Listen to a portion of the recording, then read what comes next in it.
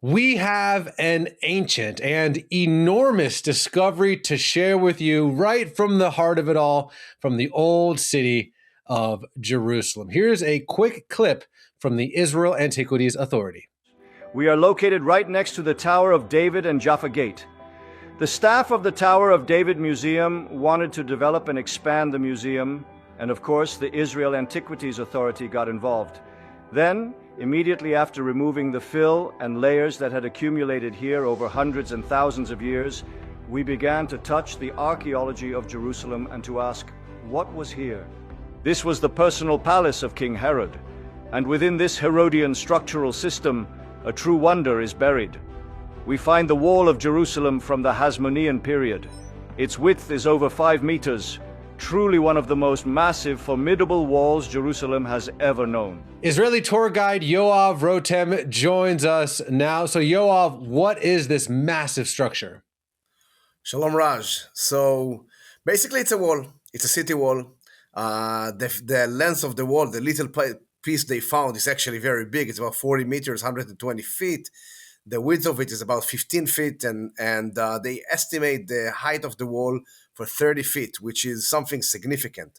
Now, this wall is connecting us directly to the time we're at. Next week is Hanukkah, and we're talking about a wall that apparently was built by one of the Hasmonean kings who ruled over Jerusalem. We call it, or Josephus Flavius, the historians will call it, one part of the first wall of Jerusalem that he describes. It was found inside the citadel. You know, the citadel of the city of the Tower of David, where there's already a museum, and they tried to enlarge the museum. They found there many, many, many things like fillings and other findings, and then underneath everything, they found the wall from the time of the 2nd century BC, a city wall. Now, we should maybe give a little brief of a historical brief over here. Who's building what and who comes first? So basically, Well, I didn't mean to cut you off. I did, but to your point, you and I have talked about this at length when we're together in Jerusalem. What's really interesting is this area that is being taken place in is called the Tower of David, but almost certainly that wasn't built by David. That part of Jerusalem wasn't part of Jerusalem during the time of David. So all these layers are kind of confusing. Can you help us understand what's happening? Definitely. So we are in a very high, if people been to Jerusalem, they know the area of the Jaffa Gate. It's a very high area. Today, almost the border between the current old city to the new city. David used to live much lower in what we call the city of David. And later on, Herod, the king, is building some very big, massive structures over there that actually last until today.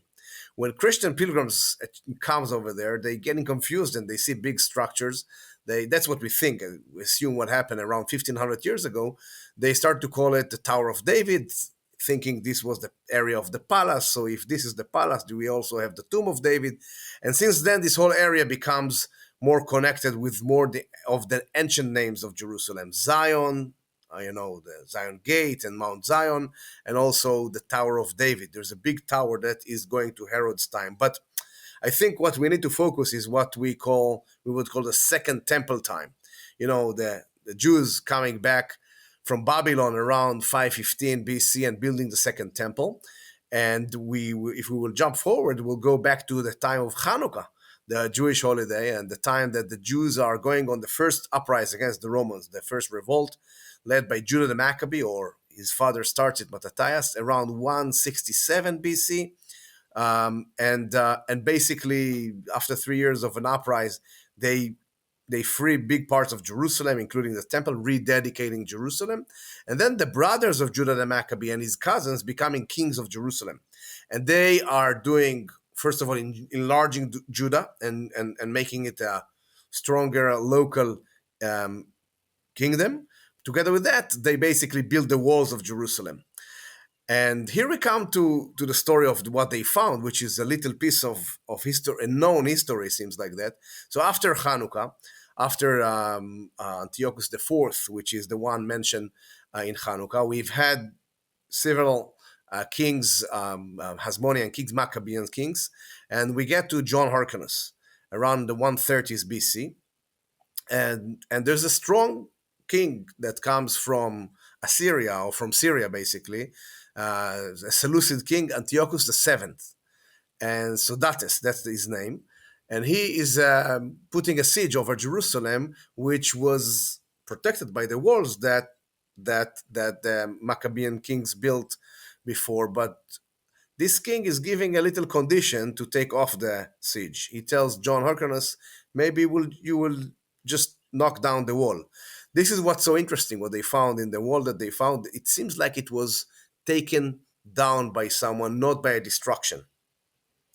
Moreover, in the 1980s, there were some excavations over there, and they found remains of attack towards this wall that didn't damage the wall. So ballistas balls and arrowheads and catapults and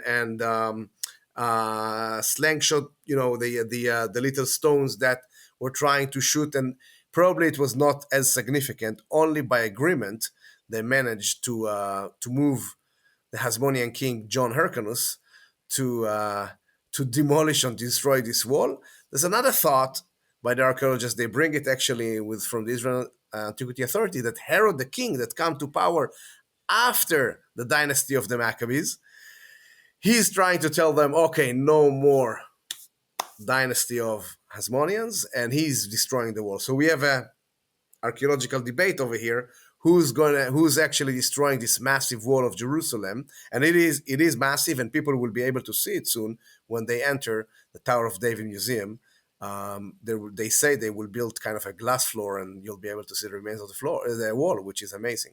It's just fascinating. And so what's really, I find interesting is that for some reason, we've talked about this in the past, there was this weird aversion, I think, amongst Christians to acknowledge Hanukkah as some sort of like weird competitive religion or holiday to Christmas. But what's really interesting is Jesus was in Jerusalem for Hanukkah, and Hanukkah celebrates a very historic people, the line of the Maccabees.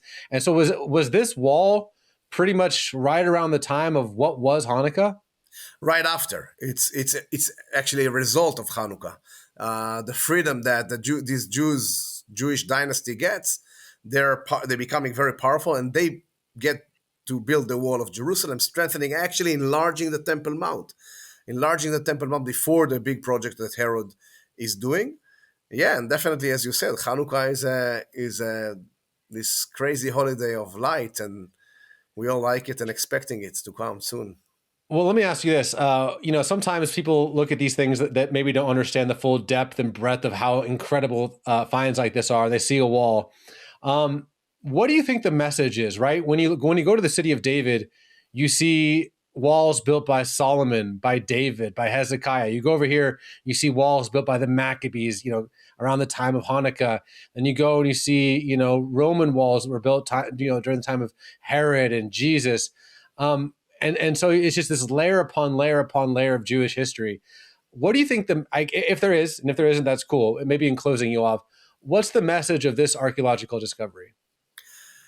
There's a personal message for me is, again, I think we discussed it in former interviews we've had, is my connection to the land. I really see, I don't know if people know, but the Hasmonean controlling the land of Israel, their dynasty is basically the last Jewish free house or free control over the land that will end later with Masada, actually. But this is taking us back to our roots, the feeling of connection of us. We still celebrate the light that they brought to the temple, the light of God that they brought to the temple, the independence they had. There's a famous movie by Mel Gibson shouting this crazy shout of freedom, Braveheart, freedom. This is always what I have in my mind, and it's so connected to our days today. How we just celebrate when we are free, and we are able to be free in our own land and protect ourselves and keeps us safe. That's my personal connection, and I think many others can see it in different ways, but definitely it's a big window, huge window to the past of the city of Jerusalem, the history of the Jewish people, but also history of the Bible. As you mentioned, this whole story starts, and Jesus is celebrating this holiday that starts actually the reality of building this wall. Yoav, toda rabah, and God bless, my friend. Thank you.